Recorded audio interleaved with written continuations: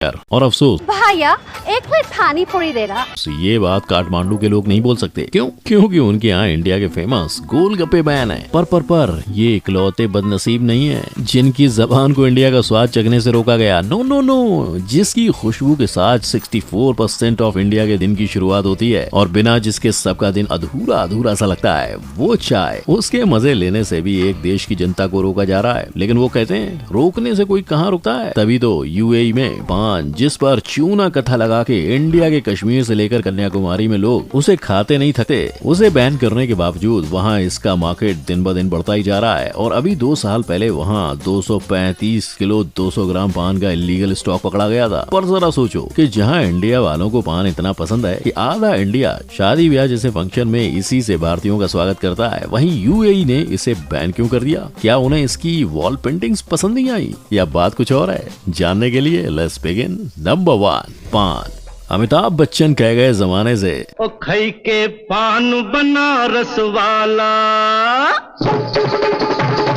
खुल जाए बंद अकल का ताला। और बस ले लिया लोगों ने उनके दिमाग का ताला खोलने वाली बात को सीरियसली। इतना कि आज आपको इंडिया के हर गली हर रास्ते में पान पेंटिंग्स देखने को मिलेंगी। लेकिन जहां एक तरफ ना तो इंडिया उन लोगों के खिलाफ कोई एक्शन ले रहा है और ना ही पान के खिलाफ, वहीं दूसरी ओर जैसे मैंने बताया यूएई में पान के सेल और इम्पोर्ट पर स्ट्रिक्ट बैन है। और ये बैन उन्होंने आज से नहीं, सन 1996 से लगाया हुआ है। लेकिन वो कहते हैं ना, शौक बड़ी चीज है। तो बस आदत से मजबूर लोग जिनकी पान की तलब जाती नहीं, उनका फायदा उठाने के लिए इसका इलीगल बिजनेस यूएई में तब से लेकर अब तक बढ़ता ही जा रहा है। तभी तो वहाँ ऐसे सीजिंग होती रहती है। और अगर हम बात करें कि वहाँ पान बैन क्यों है, तो देखो यूएई की ज्यादातर सिटीज जैसे दुबई, रास अल खैमा और अबू धाबी ये अपने टूरिज्म के लिए जानी जाती हैं। ऐसे में अगर वहाँ हर दूसरी दीवार पान से रंगी होगी तो वहाँ के नजारों को नजर लग जाएगी। साथ ही ये बात भी गौर करने वाली है कि एनवायरमेंट के साथ साथ पान के हेल्थ पर भी सीरियस इफेक्ट्स होते हैं, जैसे गम कैंसर, गैस्ट्रिक और माउथ अल्सर्स, इंसोम्निया और टीथ डिस्कलोरेशन। इसकी इतनी खामियों के बाद फैक्ट भाई तो कहेगा इस पर इंडिया में भी बैन लगाने के बारे में सोचा जा सकता है। नंबर 2, कटिंग चाय। बारिश में मिट्टी की भीनी भीनी खुशबू और सर्द हवाओं में गर्मा गर्म चाय की प्याली,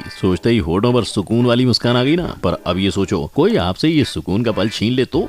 बस यही महसूस किया होगा पाकिस्तान की आवाम ने जब पाकिस्तान के प्लानिंग एंड डेवलपमेंट मिनिस्टर एहसान इकबाल ने लोगों से उनके चाय पीने का हक को खुद ही छोड़ देने के लिए कहा। ये देखो, मैं ये भी कौम से अपील करूंगा कि हम चाय की एक एक प्याली 2-2 प्यालियां कम कर दें। और ऐसा उन्होंने क्यों कहा वो भी आप इनकी जुबानी सुन लो।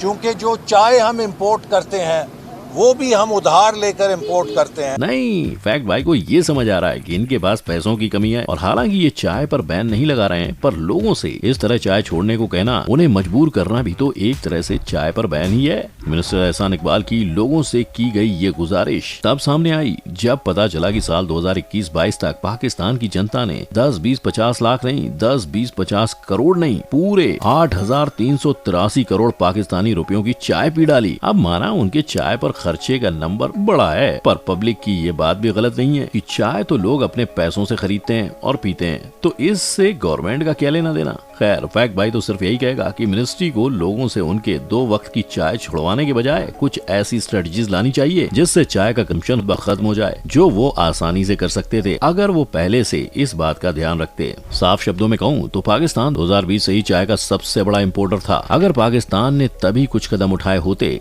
तो आज उन्हें ऐसी रिक्वेस्ट ना करनी पड़ती। शायद यही वजह है कि मिनिस्ट्री के इस बयान ने पूरे पाकिस्तान में भड़कम मचा दिया था, जिसका असर सोशल मीडिया पे साफ नजर आ रहा है। नंबर 3, पकोड़े। पर पाकिस्तान सिर्फ चाय का दुश्मन नहीं, पाकिस्तानी गवर्नमेंट का पकोड़े और समोसे के साथ भी झगड़ा है। तभी तो 2016 में पाकिस्तान ने टैंक डिस्ट्रिक्ट में पकोड़े और समोसे दोनों को ही बैन कर दिया, जो उनके मुताबिक रमजान के उपलक्ष्य में था। लेकिन बैन तोड़ने वालों पर हवालात की हवा खाने तक की सजा रखी गई थी। और लोग जितने इस बात से नाखुश थे कि उन्हें उनके फेवरेट फूड खाने का मौका नहीं मिलेगा, उतने ही वहाँ पकोड़े और समोसे का बिजनेस करने वाले लोगों का भी बुरा हाल था। द एक्सप्रेस ट्रिब्यून से बात करते वक्त एक शॉपकीपर ने कुछ ऐसा कहा था। आपको क्या लगता है, क्या रमजान में इस तरह से खाने की चीजों पर ही बैन लगा देना जायज है? नंबर 4, काचा बादाम। में दादा काचा बादाम। शायद ये गाना भी आगे चलकर यूएसए में बैन हो जाए, क्योंकि रॉ आमंड उर्फ कच्चा बादाम को तो वो ऑलरेडी बैन करके बैठे हुए हैं, और वो भी सितंबर 1, 2007 से। असल में US department of agriculture USDA को 2004 में कच्चा बादाम के भीतर साल्मोनेला बैक्टीरिया, जिससे फीवर, डायरिया, गैस्ट्रोएंटेराइटिस, गैस की प्रॉब्लम, सेप्सिस के साथ ही इंटेस्टाइनल डैमेज जैसी तकलीफें होती हैं, वो मिल गया और लोग बीमारियों के डर से बादाम खरीदना ही छोड़ देंगे। ये सोचकर एग्रीकल्चर से जुड़े बिजनेस ने खुद यूएसडीए से रॉ आमंड्स को बैन करके सिर्फ हीटेड आमंड्स की सेलिंग करने वाला बैन लगा देने के लिए कहा, क्योंकि किसी भी चीज का टेम्परेचर 145 डिग्री फ़ारेनहाइट से 165 डिग्री फ़ारेनहाइट होता है तो साल्मोनेला बैक्टीरिया मर जाता है और बस लग गया बैन। पर लोगों की माने तो यूएसडीए का ये बैन लोगों की जान बचा कम और उसे खतरे में ज्यादा डाल रहा है। बोले तो यूएसडीए ने फार्मर्स को आमंड हीटिंग के लिए जिस पीपीओ यानी प्रोपलीन ऑक्साइड गैस का इस्तेमाल करने की परमिशन दी है, वो एक जहरीली गैस है। इतनी जहरीली कि कनाडा और यूरोपियन यूनियन ने उस पर बैन रखा है। मतलब आसान भाषा में कहें तो यूएसए वालों के लिए पॉस्चराइज्ड बादाम से कच्चा बादाम खाना बिल्कुल आगे कुआं और पीछे खाई जैसा है। नंबर 5,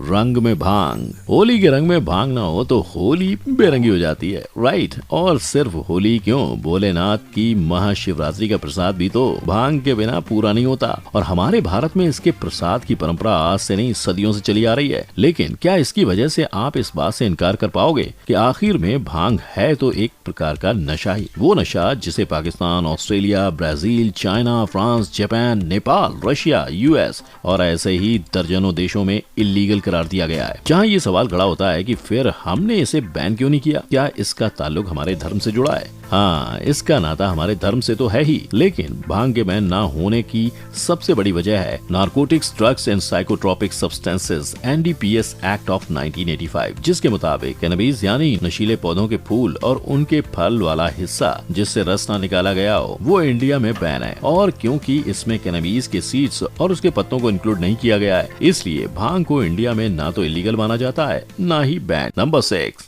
सरसों का तेल। खाने को स्वादिष्ट बनाता है सरसों का तेल, बालों को घना और मजबूत बनाता है सरसों का तेल, टूटते बदन को फिर से फुर्तीला बनाता है सरसों का तेल। सरसों के तेल को खाने से लेकर उसे सर की चंपी और बदन की मालिश करने तक नॉर्थ इंडियन किसी में नहीं चूकते। पर क्या आपको पता था सरसों का तेल EU, USA और कनाडा में खाना बैन है। वहाँ सरसों तेल पर फॉर एक्सटर्नल यूज ओनली का लेवल लगाकर ही बेचा जा सकता है। मतलब एक तरफ इंडिया में सरसों के तेल को सबसे बेहतर माना जाता है तो दूसरी तरफ विदेश में इसे सबसे बदतर। अब इसमें सही कौन और गलत कौन है, आओ पता लगाते हैं। तो देखो, विदेश में सरसों तेल को खाने से बैन करने की वजह है सरसों में पाया जाने वाला यूरिक एसिड कंटेंट, जिससे लंग कैंसर, एनीमिया जैसी बीमारियों के होने और बढ़ने के रिस्क के साथ दूसरी कई सारी बीमारियां होती हैं। और भले ही ये सुनकर आप चैन की सांस लो कि अब तक सिर्फ चूहों में इसके हाई डोज की वजह से घातक परिणाम देखे गए हैं। परफेक्ट भाई आपको बता दे कि इंसानों पे ऐसा कोई टेस्ट अभी तक हुआ ही नहीं है, यानी इस बात के चांसेस हैं कि इंसानों पे इसका असर चूहों जैसा ही हो। इसलिए फैक्ट भाई कहेगा कि सही और गलत की लड़ाई छोड़कर हमें समझदारी दिखानी होगी। एक तरफ जहां सदियों से इसके इस्तेमाल से होने वाले फायदों को झुटलाया नहीं जा सकता, वहीं ये भी लोगों को ध्यान में रखनी होगी कि सरसों के तेल में on an average 47% uric acid होता है। तो अगली बार जब आप इस तेल में कुछ बनाएं तो तेल का इस्तेमाल ज्यादा सावधानी से करें।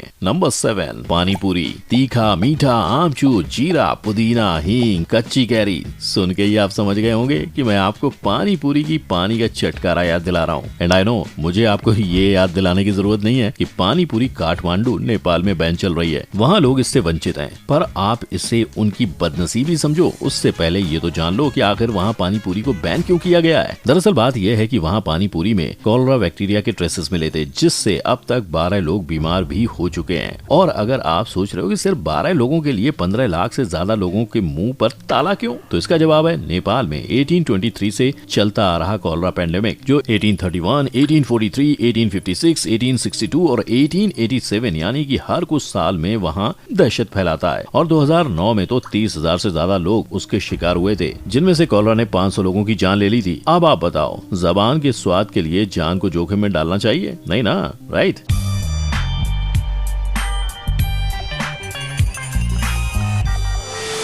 तो बस यही सोचकर वहाँ की मिनिस्ट्री ने इंडिया की फेवरेट पानी पूरी को बैन कर डाला। अगर आपने ध्यान से पूरी वीडियो देखी है तो आप ये समझ गए होंगे कि आज के इंडियन फूड की इस लिस्ट में जितने भी फूड्स दूसरे देशों में बैन हुए हैं ज्यादातर सारे ही हेल्थ रिस्क से जुड़े हुए हैं। इसलिए फैक्ट भाई आपसे यही कहेगा कि आप जब भी इनमें से कुछ खाओ तो सावधानी से, ताकि आप यूं ही हंसते मुस्कुराते मेरे वीडियो देखते रहो। करते हैं आज के वीडियो का दी एंड। वीडियो पसंद आई हो तो इसे लाइक शेयर और चैनल को सब्सक्राइब कर लो। कमेंट सेक्शन में मुझे बताओ कि आज की ये वीडियो में से किस आइटम को आप छोड़ नहीं सकते और क्यों। हम फिर मिलेंगे। जय हिंद। और अगर तुम लोग नए हो तो सब्सक्राइब करो, वो जो लाल वाला बटन है उस पर फूट फेंक के मारो या फिर मोमबत्ती, मुझे नहीं पता, बस क्लिक हो जाना चाहिए।